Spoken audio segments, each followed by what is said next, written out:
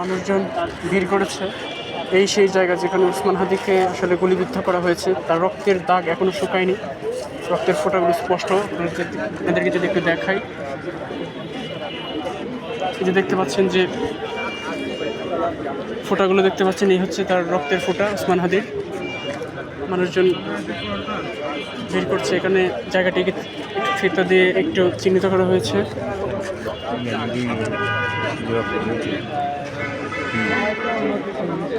দেখতে পাচ্ছেন রক্তের ফোঁটা এখনো স্পষ্ট।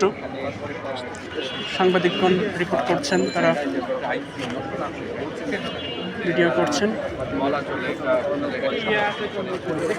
মোটামুটি স্বনামধন্য সব কটা চ্যানেলে এখানে ভিড় করেছেন মানুষদের একাংশ, অনেক মানুষ।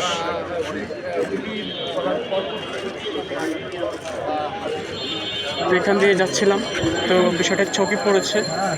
এটা ধারণা করে পারলাম না আসলে এরকম একটা অনাকাঙ্ক্ষিত ঘটনা ঘটবে, এটা আসলে কল্পনাও করিনি, ভাবতেও পারিনি। তো আমরা চাই যে ওসমান হাদি আমাদের মাঝে ফিরে আসুক। তার যে বলিষ্ঠ কণ্ঠ, অন্যায়ের বিরুদ্ধে যে তার বলিষ্ঠ কণ্ঠ, সেটা যেন আবার উচ্চারিত হয়, তিনি যেন আবার আমাদের মাঝে ফিরে আসতে পারেন, সেই দোয়া সবাই করবেন। তার অবস্থা আশঙ্কাজনক যতদূর জানা গেছে। আমরা দোয়া করি তিনি যেন দ্রুত সুস্থ হয়ে আমাদের মাঝে ফিরে আসেন, এই কামনায়।